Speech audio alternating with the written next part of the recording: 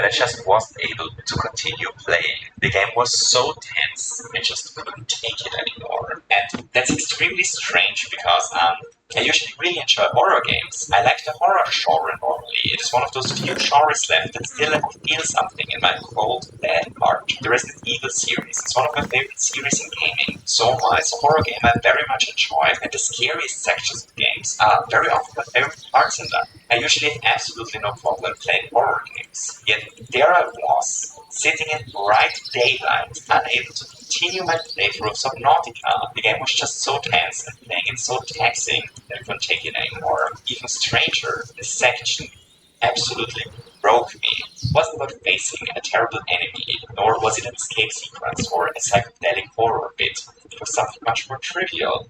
It was simply exploring. Plus this dark cliff, I just wasn't able to dive into the darkness here. I was too scared. And that kind of raises a question, doesn't it? Why? Why did I find Subnautica so terrifying that it completely overwhelmed me, even though I usually don't care much about horror in games? Why was exploring this ordinary cliff so scary, while other games that go out of their way to scare me less? What was different with Subnautica? What horror was I experiencing?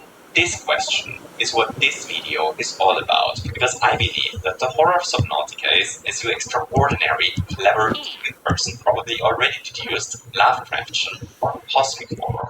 But not only am I going to argue in this video that Subnautica is actually a Lovecraftian horror game, I'm going to argue that Subnautica's horror is the best realization of Lovecraftian horror in all of media. I am unironically arguing that Subnautica is better at creating Lovecraftian horror than Lovecraft's writings themselves. So in this video, we're going to embark on a journey. We're going to dive deep into the depths of Subnautica's ocean. We're going to discuss the horrors of the deep sea. We're going to waffle about all the mysteries of Subnautica's story. We're going to talk about what Lovecraftian horror even is in the first place, and why Subnautica is, at least in my opinion, such a prime example. We've got an ocean to explore ahead of us, so let's pull on the scuba gear and let's not scuba gear. Those are the trailer detecting tools. This here is the scuba gear. Awesome. Before we start, just one more thing. This video is going to spoil the entire story of Subnautica, including the final boss fight. Don't worry, that is not the final boss fight in the background yet. That's just a blue whale. If you don't care about some spoilers, but don't want the entire mystery and plot spoiled, the heavy story spoilers are contained to the last chapter of the video this time. Hooray! So let's get this thing going. My name is Steve, you're watching Steve Perspective, a place that hopes to give interesting perspective on great games. This is Subnautica.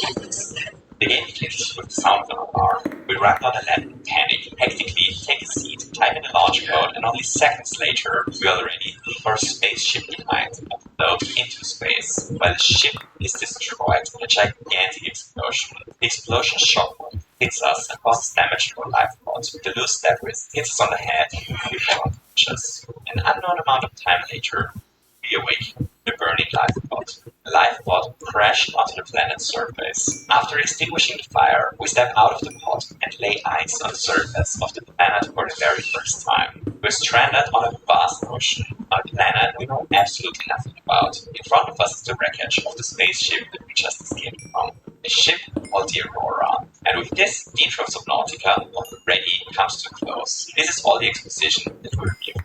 We're completely alone. There's no human life to be seen. Our only companion is the AI voice of the lifeboat's computer system. Scans show that digestive tracts of nearby life forms contain human tissues. Our only way to survive is to jump into the ocean and to explore. We don't learn anything about our backstory or about why we're traveling the solar system. We don't know why the Aurora crashed. We don't learn anything about the planet we crashed onto.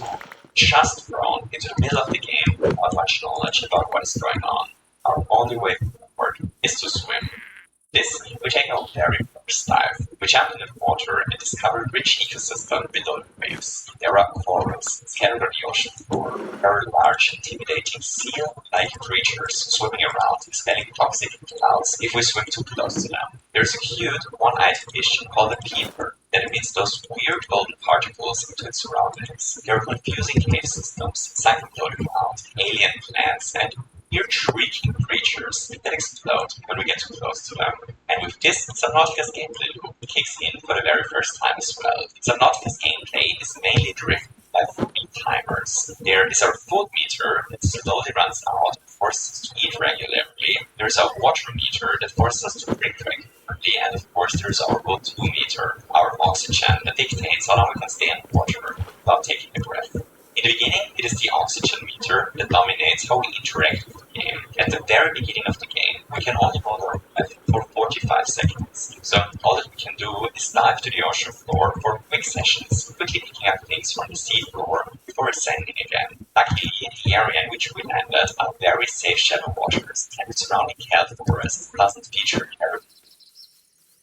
A playthrough of Subnautica can roughly be divided into two different halves. In the first half of the game, we slowly conquer the normal ocean, and our main goal is to survive while learning as much about the planet as possible. The second half then has set up a sustainable camp with access to lots of tools and a basic understanding of the environment. Our goal then shifts to trying to find a way to escape the planet and to explore even the deepest depths of the ocean. Because down there, the depths of the ocean, terrible creatures slumber. We eventually have to face. But luckily for us, we don't do this yet. Metroid Prime begins receiving a distress signal from a space pirate frigate called Orpheon. Its pirate crew had been slaughtered by their own genetically modified subjects, which they produced there. After defeating the pirate crew and initiating the destruction of the ship, Samus suddenly encounters her old enemy, Ridley, and follows him to the nearby planet. And thus the real game begins, with Samus alone, stranded on an alien planet that Samus doesn't fully understand.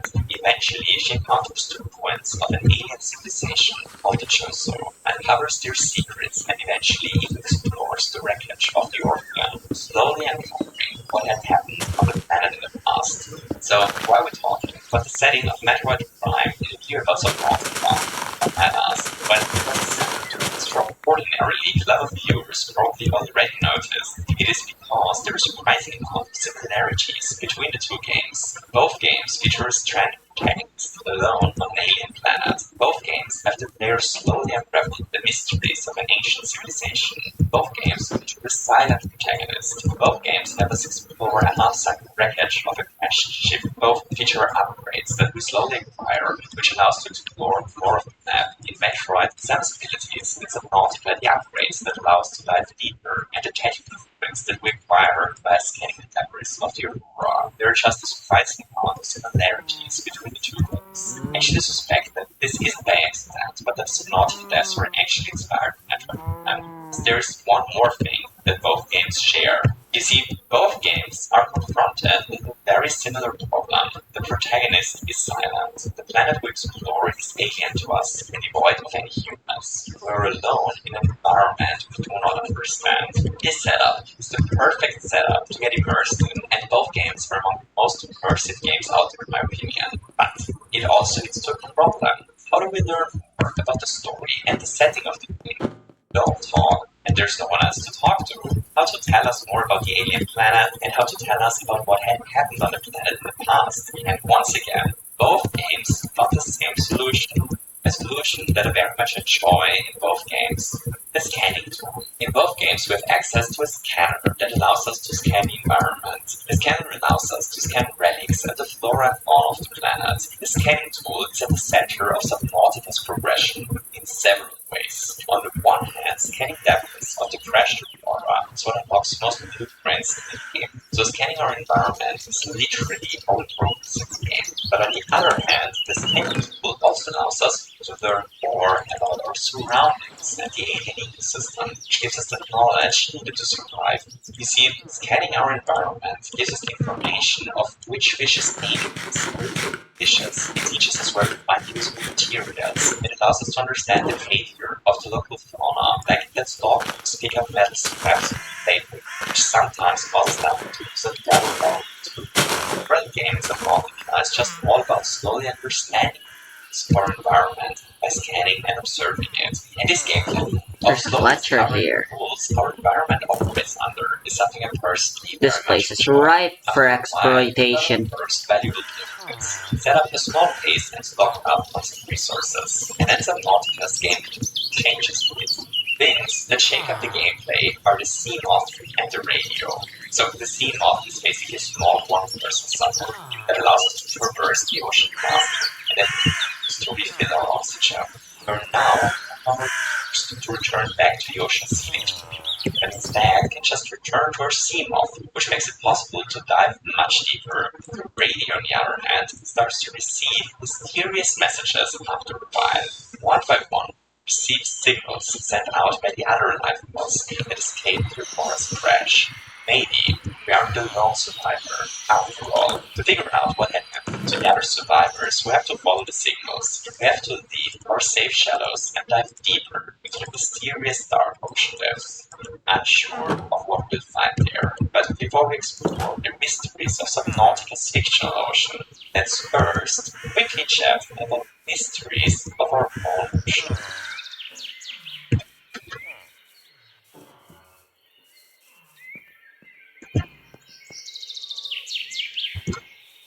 This here is a blue hole. A blue hole is a large marine sea floor. So during the last ice age, the sea level was about 100 meters lower than today. So lots of today's ocean was actually land. And below this land, cave systems formed, like everywhere else. But when the sea level rose again, those cave systems were flooded. Their ceiling eventually collapsed, and what is left are those circular, dark blue shapes on the ocean floor that mark a sudden and drastic drop in the sea level.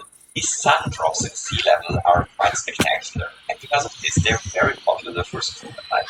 They are, however, extremely deadly as well. Blue hole, for example, is the most deadly diving spot in the world, with up to 300 groups that have happened there since the 80s. Okay, so this here is the Tanja Blue Hole on the coast of Mexico, and the Tanja Blue Hole is really interesting. See, just about a month ago, it was discovered that this blue hole is the deepest blue Oh hole god. in the world. Up until a few weeks ago, the 2016 discovered black hole in China was believed to be the deepest in the depth of roughly 300 meters. But the Tanja hole, which is deeper, much deeper. So the scientists sent down a so-called CTD to discover how deep the Tanja Blue is. They slowly descended the CTD down using a cable of an insane length of 500 meters. But they did not find the bottom. The cable was too short. The Tanja Blue hole is certainly deeper than 420 meters. How deep exactly? Not know yet.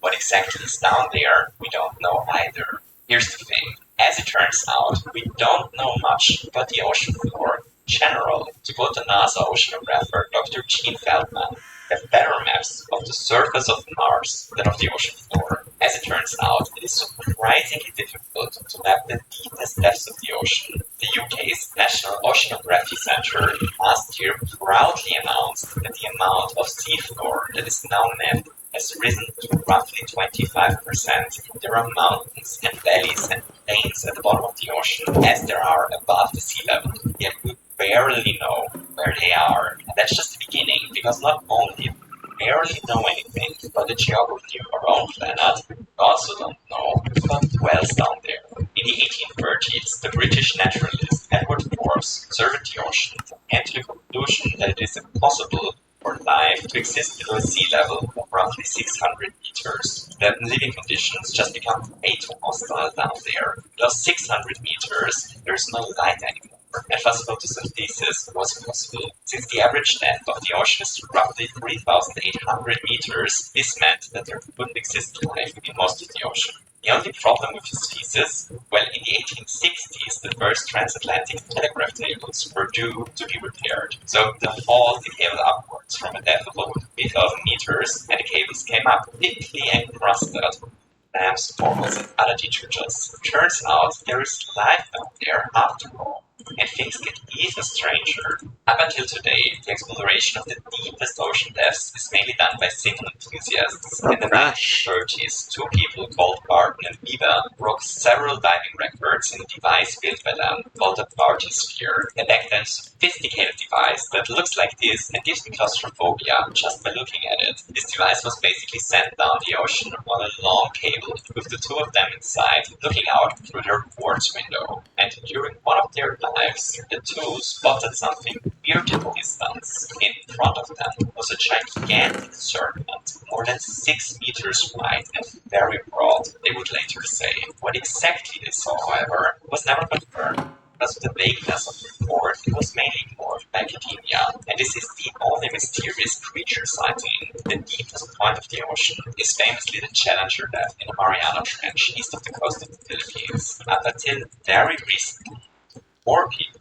have walked the surface of the moon, and people have dived down to the bottom of the Challenger Depth. The first person to do so were the father and son who art. They had no tools to take photos with them, so we only have their written words. But the two later reported that they disturbed some bottom-dwelling flatfish when hit the bottom of the deepest point of the ocean. We have absolutely no idea what creature they encountered down there, and it would be a long time before anyone would disturb this creature again. 52 long years would pass before someone dived down there again. This person was a lovely chap called James Cameron, the movie director, best known for directing Terminator 2, Judgment Day featuring Arnold Schwarzenegger. Third person to dive down there did it as late of 2019. Here's another fun ocean fact.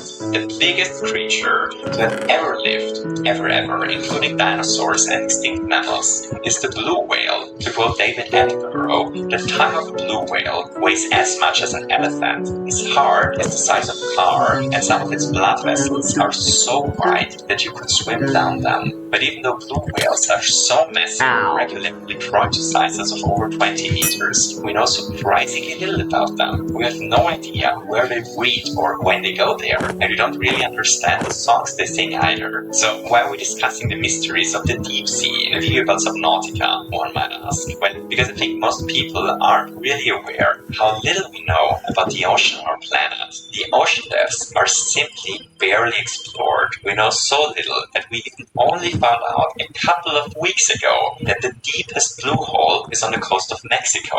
Just think about this. This blue hole is widely visible from above, and it is relatively close to the coast. It was only discovered in 2021, measured in 2024, and we still don't know how deep it truly is. Obviously, no one has been down there yet, and it certainly hasn't been thoroughly researched. There is almost certainly tons of life down in the depths of the ocean that we never encountered so far. There are very likely lots of mysteries and surprises waiting for us when we finally get to explore the ocean thoroughly. The depths of the oceans are one of the very few truly unexplored and mysterious places on our planet left. To make things even more unsettling, creatures tend to be bigger the deeper they dwell, a phenomenon known under the term of deep sea gigantism. The oceans are the home to the biggest creatures that have ever roamed the earth. They are barely mapped and incredibly difficult to explore. We also dumped an insane amount of radioactive waste into the oceans, by the way, so good for us, I guess. The oceans are a truly mysterious place, left for us to truly explore. And this mysteriousness and the fact that we don't have complete knowledge of the oceans is something that Subnautica just uses to its advantage. The fact that we know so little about the ocean depths makes the ocean paradoxically a wonderful setting or cosmic horror. It is this mysteriousness of the oceans that Subnautica wonderfully taps into. We'll come back to this idea once we start to discuss Lovecraft and his horror, but for now, let's return to our game again, and let's talk about what we find at the bottom of Subnautica's oceans, and more importantly, how we use it.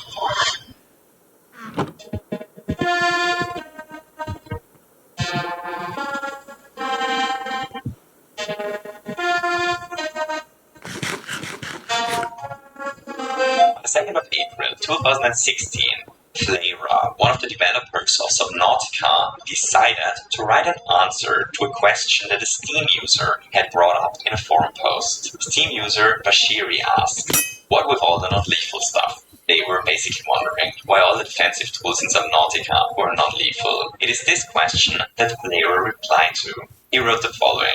I haven't read all the comments here, but I'll chime in here, as I'm the main reason we don't have violent weapons in the game. Nautica was being birthed right around the time of the Sandy Hook shooting. This was a particularly nasty shooting, although many people don't realize America has mass shootings every day, every single day. Yet for reasons I cannot understand, our people and the corporation that influence our country want to continue making it easy for people to get, carry and use pistols, semi-automatic and fully automatic weapons. I've never believed that video game violence creates more real-world violence, but I couldn't just sit by and add more guns to the world either. So Subnautica is one vote towards a world with less guns. A reminder that there is another way forward, one where we use non-violent, more creative solutions to solve our problems, one where we are not at the top of the food chain. As Subnautica devs wanted to explore non-violent gameplay in their game as a reaction to a tragedy that had happened while in development, and I think that this is really interesting for several reasons. So first, at least off the top of my head, Subnautica is the only survival exploration game that doesn't feature any form of lethal violence, which in itself is really interesting. But second, and even more importantly, the fact that we never get lethal weapons to defend ourselves in the game means that we never really make it to the top of the food chain either. Most games, be it survival games or horror games, reach a point after a while where enemies and the environment stop being truly intimidating, simply because at some point we reach a power level that allows us to easily deal with all the threats. In Subnautica, however, that never really happens. We get better tools, more robust vehicles, and a bunch of little tricks to deal with threats, but we never really outgrow the terrors of the deep. Instead of making our way to the top of the food chain, we instead learn to survive at the bottom of it. Because of this, all the terrible creatures at the depth of the ocean remain terrifying until the very end of the game. However, we still have no idea about all the terrible creatures that dwell in the depths of the ocean. For now, we follow the different signals to the crashed lifeboats. However, none of the radio signals leads us to any survivors. All the other crew members that survived the crash died soon after. To make matters even worse, the Aurora blows up in a gigantic explosion several days after crashing. This explosion not only contaminates the surrounding ocean with high levels of radiation, but also blasts open the back of the shipwreck. At around this time, we also scan ourselves for the very first time, and as it turns out, we seem to have caught some kind of infection. That's the bad news, but luckily for us, there is also a shimmer of hope. Another radio signal, the radio signal of the Sunbeam. You see, a trader ship actually noticed the SOS signal that the Aurora sent out shortly before crashing. This ship is the Sunbeam. They are on their way to rescue us. They send us the coordinates of where they plan to land, and we have half an hour to make it to the spot. And there, we encounter several surprises. So first, the location is an island. Second, there's a gigantic alien structure on this island. And third, the island is surrounded with incredibly dangerous, weird creatures that patrol around it. Those creatures are called warpers, and whatever they are no normal organic being. They look like a gigantic octopus with scythes or tentacles, and they are capable of warping themselves and other beings in and out of existence. If we get too close to them, they attack us. They warp other dangerous fauna into existence to attack us. They try to cut us apart with their scythes, and worst of all, they may even warp us out of our safe vehicle. It's something that almost gave me a heart attack the first time it happened. And that's just the surroundings of the island. Inside the alien base, another surprise awaits us. We don't know much about this alien civilization, other than that their technology was incredibly advanced. The structure is called the Quarantine Enforcement Platform, and towards the end of it, we find a strange button.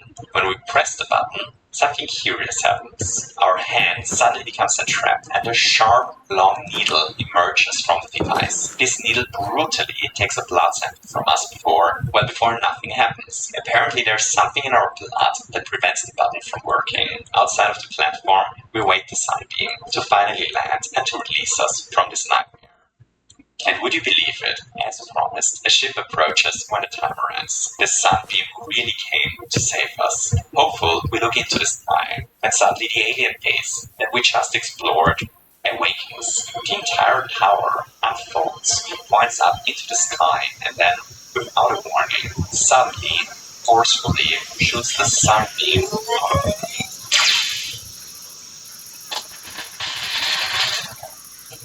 The trader ship, our only chance chance to escape. It just got eliminated by alien technology that is beyond our comprehension. To make matters even worse, it looks like nothing is allowed to leave the planet. How shall we ever escape? Our current technology isn't good enough to dive into the deepest depths of the ocean yet, so the only place left for us to explore is the wreckage of the Aurora. Thus, we approach the wreckage. There are still explosions going on. The wreck seems still to be unstable. Everything around it is crumbling.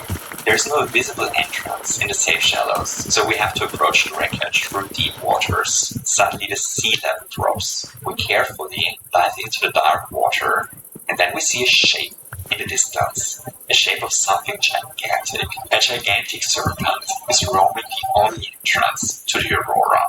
Okay, so let's recap our experience with the game so far. We're stranded on an alien planet that we do not entirely understand. We encountered some horrible creatures that are capable of warping things in and out of existence. We explored an alien base filled with technology that we do not understand. We caught an infection of some sort. We still have no idea what is going on in the deepest depths of the ocean. The ship that came to rescue us immediately was shot down by a strange alien cannon that we do not understand. All the other crew members whose lifeboats crashed on the planet are dead. Now, we are on our way to explore the wreckage of the ship with which we crashed, but in front of it, some gigantic and dangerous predator. Our only way in is to somehow make it past this creature. At this point, we have absolutely no idea what has happened on the planet. We only know a couple of things. First, we are alone. Second, there are terrors in the deep water. One of them right in front There of is us. someone Many here. more than Hello, we have Katrina. encountered yet. Third, an alien race visited this planet a long time ago and had some business to do here, but we don't understand it, nor why they destroyed every ship that comes close to the planet. Fourth, there are some creatures in the depths of the ocean that don't appear entirely natural, that are highly aggressive. Or, in other words, they're alien forms in this ocean.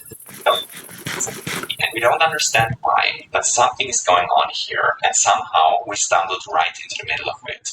It is around this time that Subnautica is the scariest, and it is around this time that my first playthrough of Subnautica ended. There was one more message that our radio received a bit earlier, a message we haven't talked about yet, a terrifying message. This one.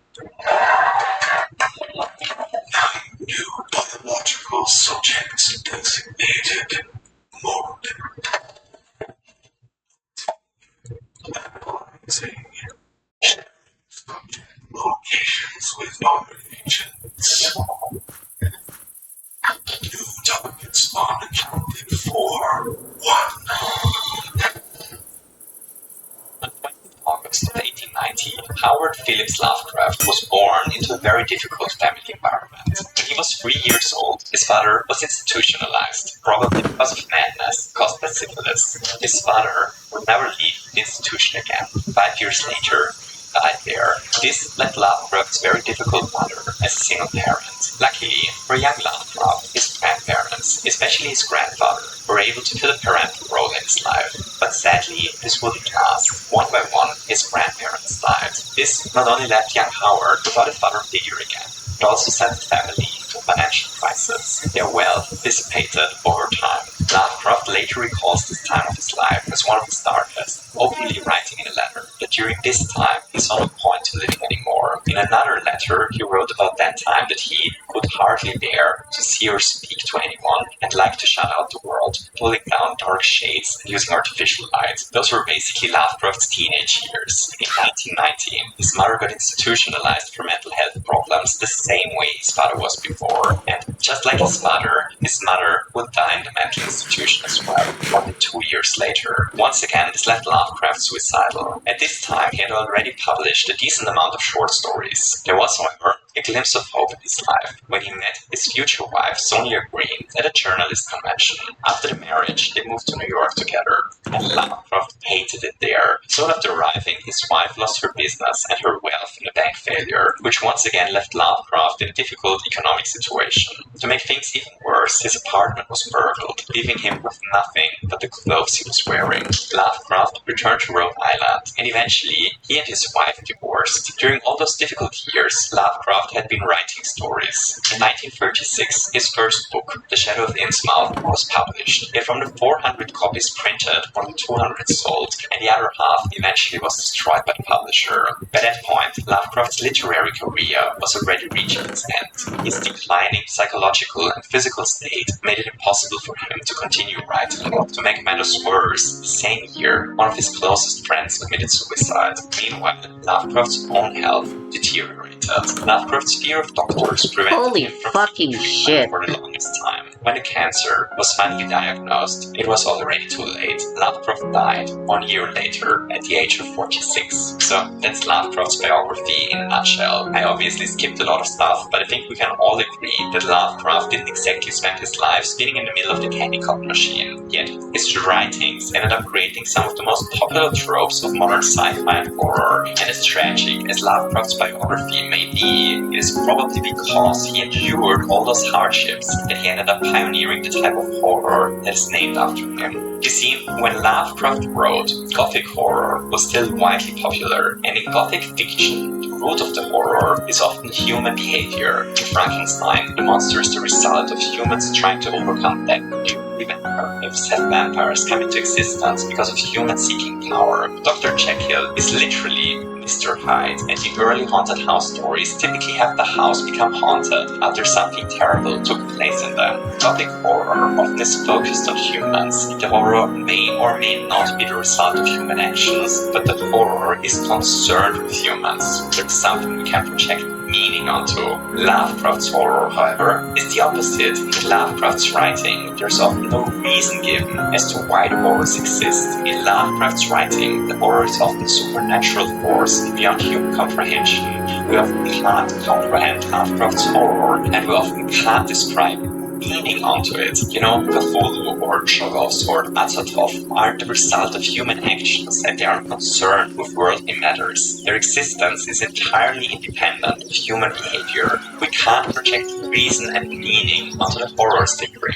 And this is what I personally find really fascinating about Lovecraft's horror, and the reason why we just discussed his biography in detail. Lovecraftian horror often has horrible things happen to its protagonists without them doing anything wrong. This horror is about the horrors of the universe that doesn't care about human existence. Horrible things just happen because the universe doesn't care. There is no moral, there is no justice. All that there is human insignificance and forces beyond our comprehension, doing terrible things for reasons we either can't comprehend or that, if we were to understand them, let us go insane.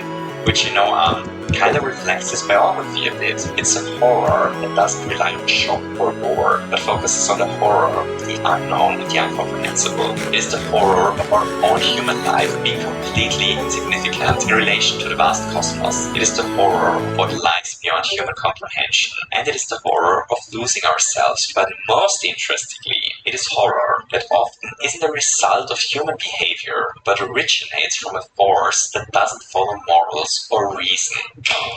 This here is Albert Camus, a French philosopher and author who died in 1960. Camus' approach to philosophy was quite an interesting one. You see, Camus' view of the world can sloppily be summarized as follows. There is no God, there is no afterlife, everything we do is utterly meaningless, there is no point to all our actions or values, and the only philosophical question worth discussing is why we don't kill ourselves. He was quite fun at parties. You see, according to Camus, the world and our entire existence is absurd. The absurd here means that life, the world, and the universe is devoid of any inherent true meaning or sense. His writings are basically a reaction to Nietzsche's death of thought. The central question he asks is, if there is no God, if there is certain death, I don't need to press spacebar to jump high. Then Holy why shit, should that we all changes just things. kill ourselves? He basically rejects the question, what is the meaning of life? As in his worldview, life and the universe are simply absurd, and it is not possible to project meaning onto it. And instead he asks, if there is no meaning to life, then is life even worth living? He eventually comes to the answer that life is worth living, and that we shouldn't try to project meaning onto the absurd, but instead revolt against it. So I generally don't agree with a lot of Camus' worldview, but he certainly is onto something.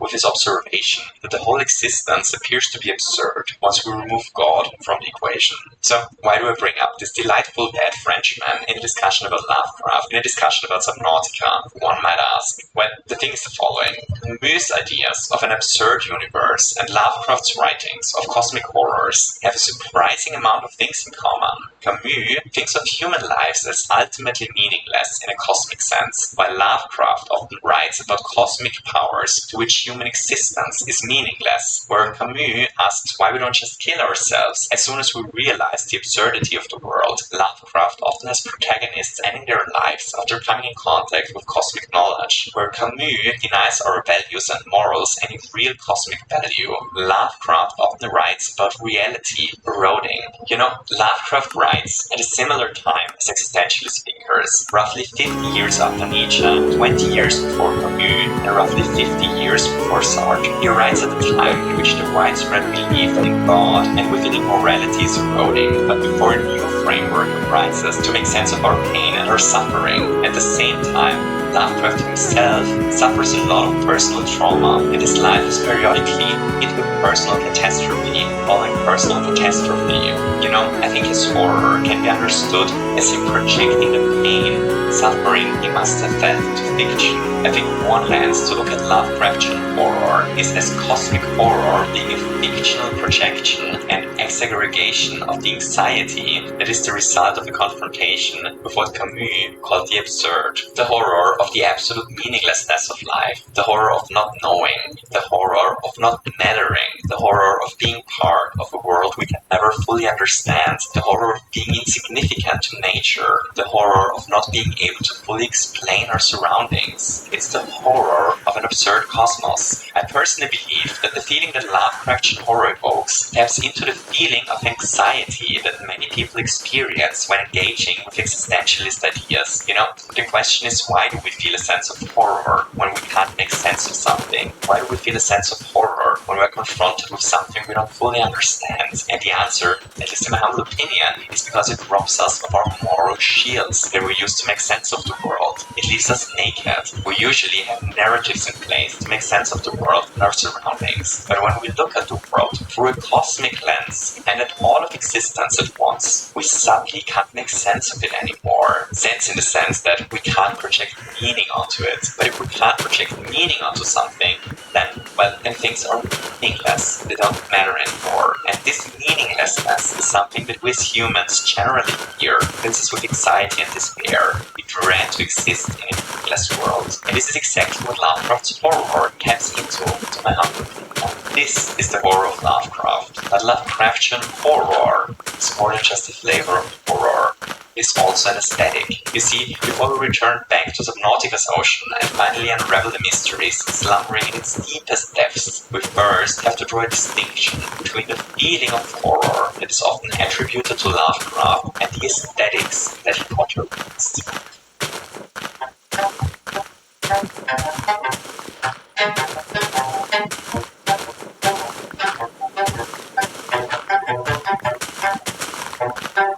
Bloodborne is a game that is often associated with Lovecraftian horror. In the second half of Bloodborne, we can find this building in a semi-in area. This building is Yarnum's orphanage, and inside this orphanage, Bloodborne comes the closest to a pure horror experience it ever does during its runtime. We enter the dark orphanage and start to explore it. The rooms turn out to be mostly empty. It is dark inside. Something terrible must have happened here. We hear strange noises. The game builds up a lot of tension. We run down this empty long corridor. At the end, we pick up an item, and then suddenly, a glass-breaking impact. A gigantic werewolf just ambushed us from behind and immediately attacks us. We fight it, we kill it, and then silence once again. But now we know not to trust the silence. We make our way through empty rooms until we reach the fire, and then suddenly a loud noise strikes. The luster shakes before brutally crashing onto the floor, and suddenly three shadows begin to move in the darkness. All we see are their glowing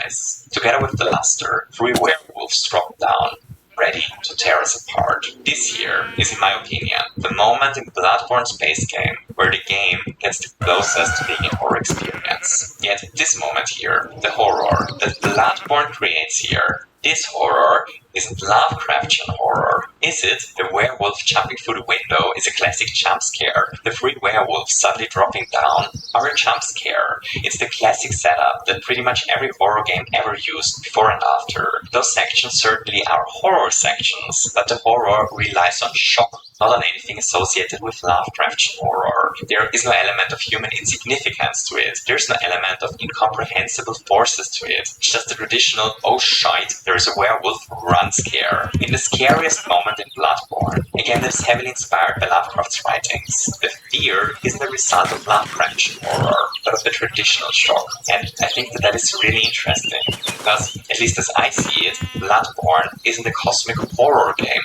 At least not in one specific sense. You see, Lovecraftian horror is the horror of the insignificance of our own existence. This horror of insignificance follows when all the meaning-giving narratives are stripped away from us and we suddenly find ourselves a pawn in a universe unable to understand what's happening and why we're even existing. To me, good Lovecraftian horror is human anxiety increased to a cosmic level. Having a werewolf suddenly jump at us, however, just isn't that, is it? Bloodborne features the aesthetics of cosmic horror, but it doesn't evoke the feeling associated with it. So don't get me wrong, I love Bloodborne, as I've waffled on here before, and I do love the aesthetics of Lovecraftian horror. I love the image of occult fishing villagers being called by a voice from the deep.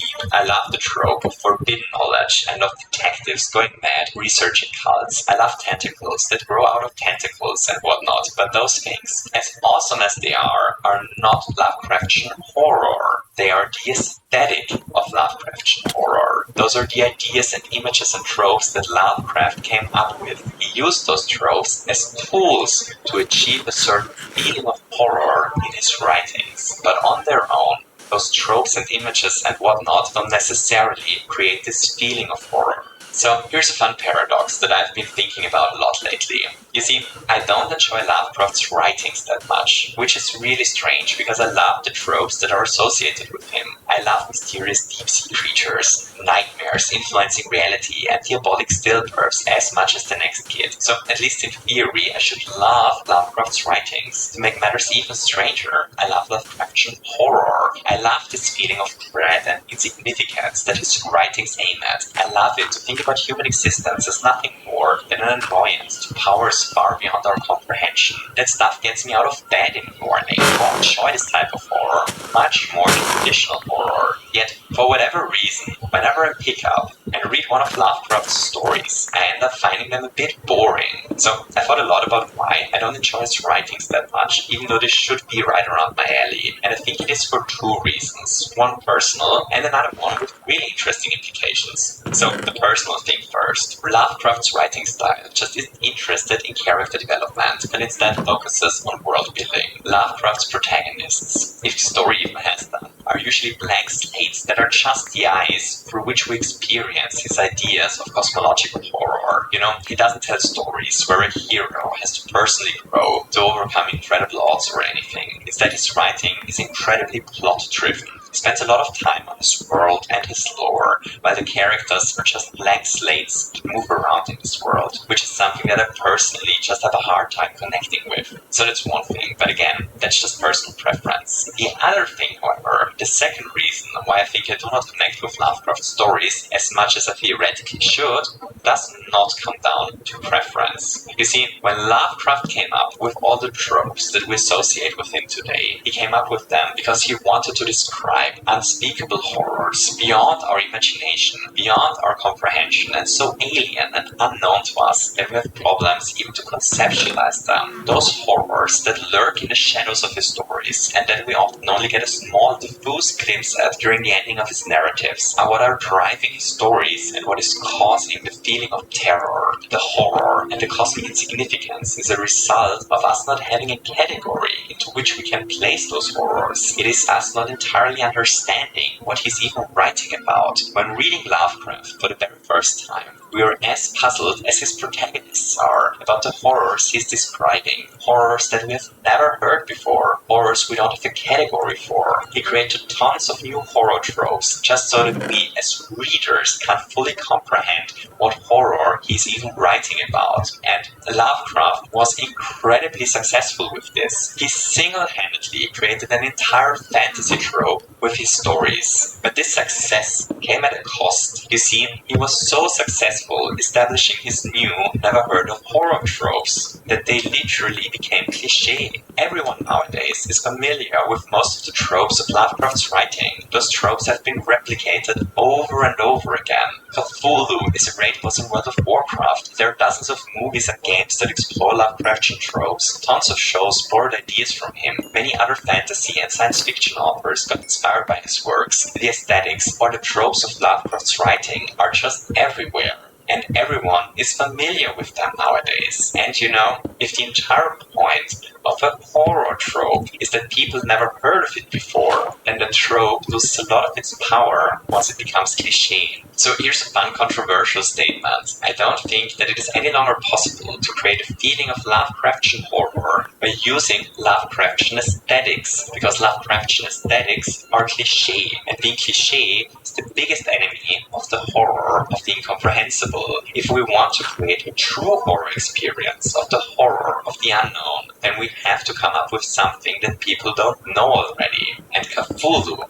certainly not something people haven't heard of anymore, is it? That's not to say that the Lovecraftian aesthetic isn't awesome or anything. It's just to say that the popularity of the Lovecraftian aesthetic runs counter to the horror it once tried to create. Lovecraftian horror and the aesthetics of this horror are just two different things. If we really want to evoke feeling of cosmic horror, we need different aesthetics. We need something else that we don't entirely understand. Something else that lets us feel insignificant and like a pawn in a game of other players. We need to give the horror a new original spin that people haven't experienced yet. Instead of the unexplored cosmos, we may have to set it into another mysterious, largely unexplored place. Like, for example, the ocean, a place surprisingly unexplored by civilization. Or even better, set it in the ocean of an alien planet, have the player be alone on this planet and have them be completely isolated.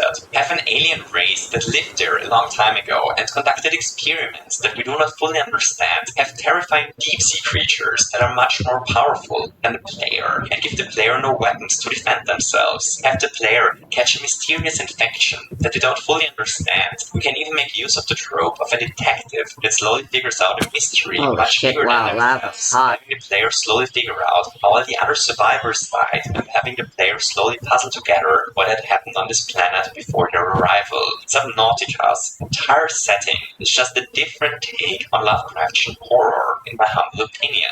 It is Lovecraftian horror in a non-Lovecraftian aesthetic. Just take a look at the situation in which we parked our unlucky stranded survivor before. We just encountered alien technology which we do not understand. We just had our only means of escape shot down dead without any warning for reasons we don't understand. We just encountered terrible creatures that look as if they were designed to kill and that can warp things in and out of existence, including ourselves. We found many deep cliffs before where the ocean floor suddenly opens up into a we have absolutely no idea what slumbers in those depths and no means to explore them yet. We are completely alone on the planet and isolated. We don't fully understand the flora and fauna of the planet, nor do we know what the alien precursor race was up to. And now we are on our way to our crashed ship towards the only main structure left on this planet. We have no idea what God fucking damn it. We don't even know if we were able to reach it, because right in front of it is a gigantic serpent. We can only see the shadow of the creature, and we have no idea if it is aggressive, if we can make it past it, and worst of all, what will happen if it sees us. You know, this situation here, the horror that we feel the first time we encounter this creature, this horror isn't a shock or gore horror. This horror is eldritch horror. It is the horror of not knowing what kind of creature is in front of us. It is the horror of being alone and isolated. It is the horror of being at the bottom of the food chain, being merely food to some creatures on this planet. It is the horror of not fully understanding what is going on this planet. It is the horror of insignificance, not being able to fully comprehend our environment. It's Lovecraftian horror, just taking place in unexplored oceans instead of the cosmos, and using different aesthetics. I believe the one thing that makes the original Subnautica such an interesting and tense game to play is that Subnautica is a masterclass in how to evoke the horror associated with the writings of Lovecraft. It is so good at it that I had to stop my first playthrough of it. The game is tense and scary in a way that other horror games never were for me. You know, for whatever reason, Subnautica is barely ever brought up when discussing Lovecraftian horror in games. Yet I believe it is the best execution bit in all of gaming by far. Hooray! So to recap, in my opinion, there's a difference between the aesthetics of Lovecraftian horror and the horror of Lovecraft. Subnautica doesn't use the aesthetics, but it creates the same horror. Bloodborne, on the other hand, brilliantly uses the aesthetics of Lovecraft, but fails to create its terror. I believe that if any kind of media wants to create the horror of Lovecraft, it will have a much easier time doing so by not using the aesthetics of Lovecraft, because as cool as the aesthetics are, they're so cliché at this point that it is hard to create a feeling of the unknown with those aesthetics. The feeling of the unknown, however, is the very basis for Lovecraftian horror. It is why Lovecraft came up with those tropes in the first place. Finally, I believe Lovecraftian horror is a horror that aims at our systems of meaning and context, where traditional horror usually aims at our normal biological survival instincts. Lovecraftian horror aims at our psychological mechanisms that we use to make sense of our surroundings and give meaning to our existence. I believe one way to understand Lovecraftian horror is as the anxiety that people feel when being confronted with the absurdity of existence, translated into an elevated horror experience. Awesome! So with all of this out of the way, there is one final thing left for us to do. We still have to dive into the deepest depths of Subnautica's ocean, and we have to solve the mystery of what horrible thing had taken place on this planet in the past.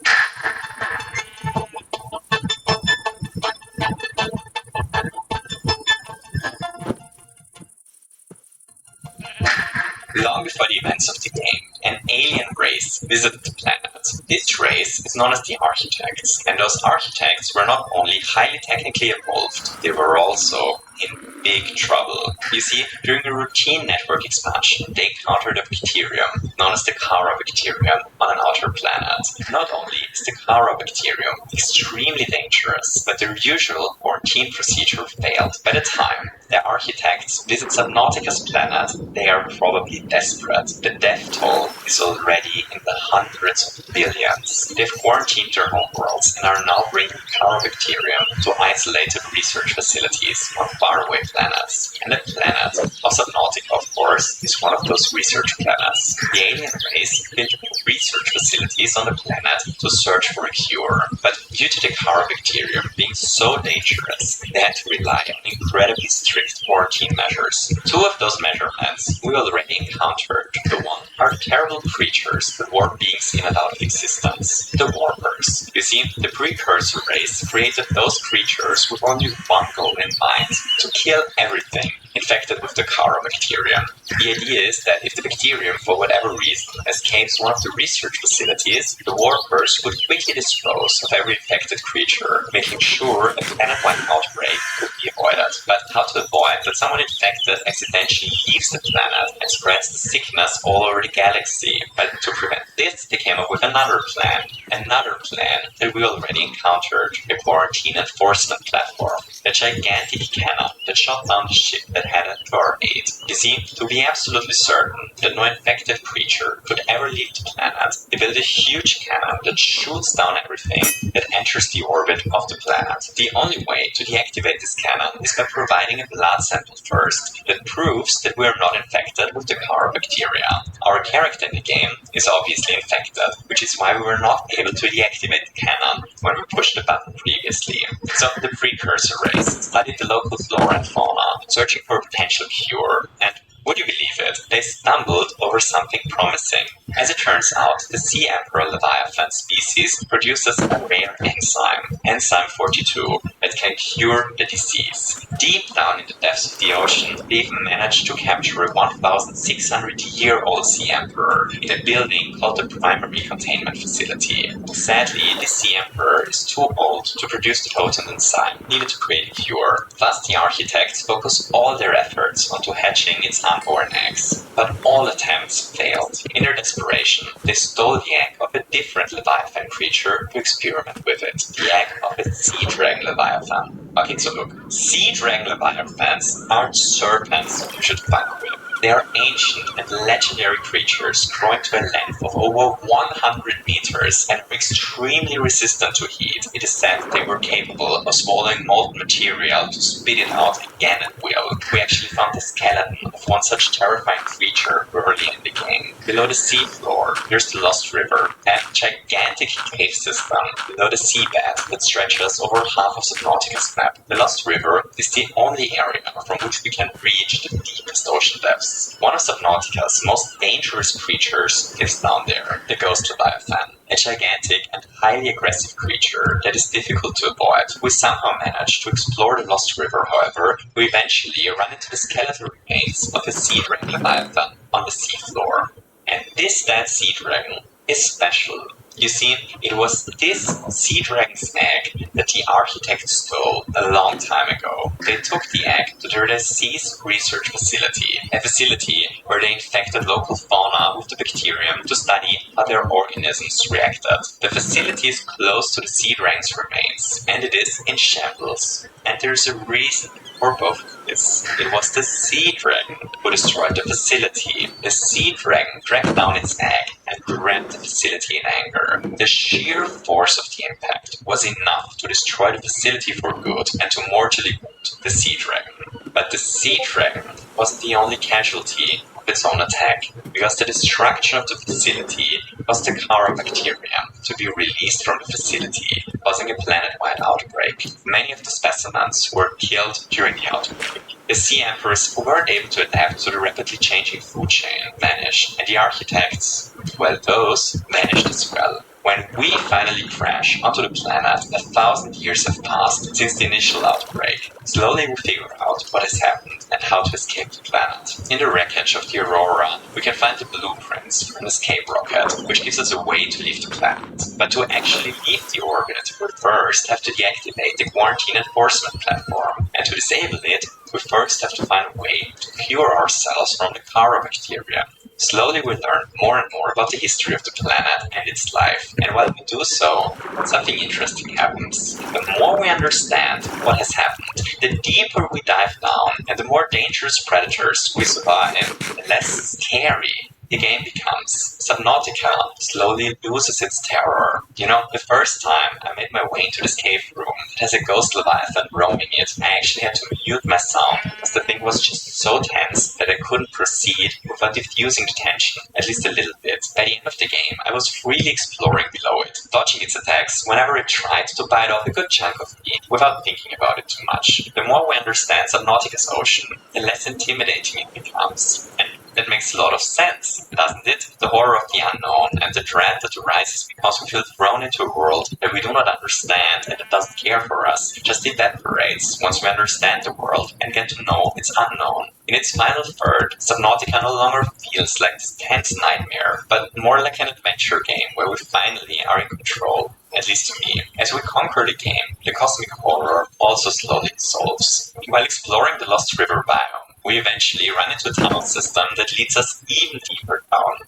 First towards a gigantic tree-like tree, then down some foggy falls into an abyss, and even deeper down into volcanic caverns, then into a gigantic room filled with almost boiling hot water and warpers. But the ocean reaches even deeper. More than 1,500 meters below the ocean ceiling, we reach the deepest point of the ocean, a single volcanic chamber, burningly hot. In one corner of this chamber is the entrance to the containment facility, the facility in which the architects researched the Sea Emperor 1,000 years ago, the facility in which they trapped the only creature capable of synthesizing a cure.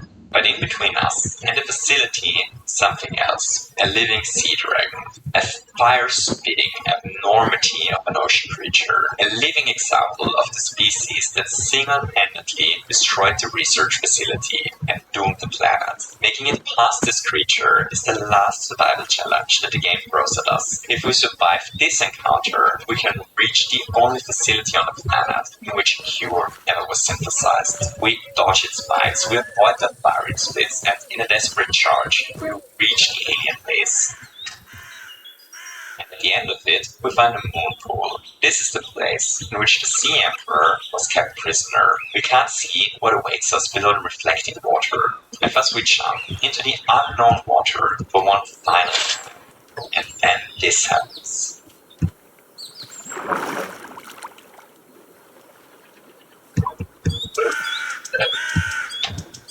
The Sea Emperor. The very Sea Emperor that the architects imprisoned a century ago is still alive. But not only is the Sea Emperor still alive, as it turns out, it is also a highly intelligent creature capable of communicating with us telepathically. It tells us that it tried to talk to the architects before, but they couldn't hear it. We learn that the Emperor actually trained the small fish that we've encountered all over the game, the peepers, to carry some of the enzymes through the venting systems and to release it in the oceans above. Those were the particle clouds that the peepers were emitting, and this is the reason why life on this planet wasn't wiped out entirely by the bacterium outbreak. The Emperor tells us about the hatching enzyme, needed to hatch its eggs and how to synthesize it. And thus, we go on one final victory lap around the planet, collecting the rare plants needed to produce the enzyme. Once the eggs come into contact with it, they can finally hatch. The newborn Sea Emperors escape through an alien warp gate, but before they do so, they leave behind freshly synthesized enzyme 42. With this, we can finally cure the disease. We found a cure to our infection. We succeeded in what the architects failed to do. The Sea Emperor, however, has spent the last of its energy. It dies here, knowing that its children have finally hatched. And with this, we've achieved everything we need to escape. We deactivate the quarantine cannon, the facility shuts down, and the lights all go dark in a moment that I always very much enjoy. It feels a bit like turning off the lights before leaving a place that used to be of importance, but isn't anymore. We built the rocket using the resources we foraged earlier, and then we launch it, return back into orbit, we have unraveled the mysteries of those that came before us. We've studied the flora and fauna and found a way to survive. We have conquered the planet, and now it's time to live again. Subnautica, at least to me, is the scariest video game that I've ever played. It is a game that I still have to turn off the audio every once in a while because I find it so tense to play. It is the only game that I ever played that forced me to take long breaks between play sessions because I wasn't able to handle the tension for too long. And the way it achieves this level of tension and this scariness is not by having us being chased by something evil. It is not by us encountering some unspeakable monster or by us being the target of something terrible. It achieves this level of horror by throwing us into a logical ecosystem that we just don't understand. It scares us with the unknown. It scares us by isolating us. It scares us by taking place in an environment that still isn't fully explored, the ocean. And it scares us by confronting us with events that took place on this planet a long time ago, whose consequences we encounter over and over, long before we have a basic understanding what's going on. In short, Subnautica manages to be scary by successfully tapping into the tropes associated with Lovecraftian horror. I find it very interesting that most of the media that I ever consumed that tried to evoke a feeling of Lovecraftian horror failed to do so. All those games and movies and books wonderfully captured the aesthetics of Lovecraft's writing, but they all failed to instill its horrors. Subnautica, on the other hand, isn't designed using the aesthetic of Lovecraft. I don't even know if the devs intentionally set out to create a feeling of cosmic horror. Yet, ironically, I never encountered any piece of media that was better at it than Subnautica. I think if we want to get better at creating Lovecraftian horror in media, we should move away from trying to reproduce the aesthetics of Lovecraft, and instead should focus on why Lovecraft created those aesthetics in the first place. Something that Subnautica truly excels at. I think everyone, whoever wants to create a feeling of cosmic horror in a game, or even a book or a movie, can learn something from Subnautica. And at least in my opinion, this makes Subnautica a very special game. Great. So here we have it, a lengthy discussion about Subnautica, cosmic horror, and Lovecraft. And I did once go on a lengthy tangent about how Lovecraft was ridiculously racist, which he totally was. So I'm afraid this video is already a failure by design. Sad. Anyway, before we wrap this up, a gigantic, huge, ocean floor shaking thank you to all my wonderful patrons whose names are currently scrolling by. Videos like this one have a really hard time surviving on YouTube because of how long they take to produce. The gentle ladies, gentlemen, and gentle people in general, whose names are currently scrolling by, are making sure that it is possible for me to produce those videos nonetheless. A gigantic thank you for that. Second, a small thing that I wanted to mention in the video, but it didn't fit anywhere. You see, there are tons of areas in Subnautica that we don't necessarily have to visit to complete the game. The Northern Atkel Trench, the Sea Trader's Path that features those insanely creepy but harmless spiderish creatures, the hidden and hard to find alien sanctuary caches, which the architects used to digitalize their personality in case of a bacteria outbreak, the unbelievably creepy floating islands, the mountain biome, and the eastern crash site. All those places are completely optional and don't feature anything necessary to beat the game. You know, a lot of the map is fleshed out, but visiting it is never needed for progression. And I think that is something that really elevates the experience. The fact that there are areas and that there is flora and fauna that just exists without fulfilling a function really helps to give us a feeling of insignificance. Even the game developers didn't put us front and center.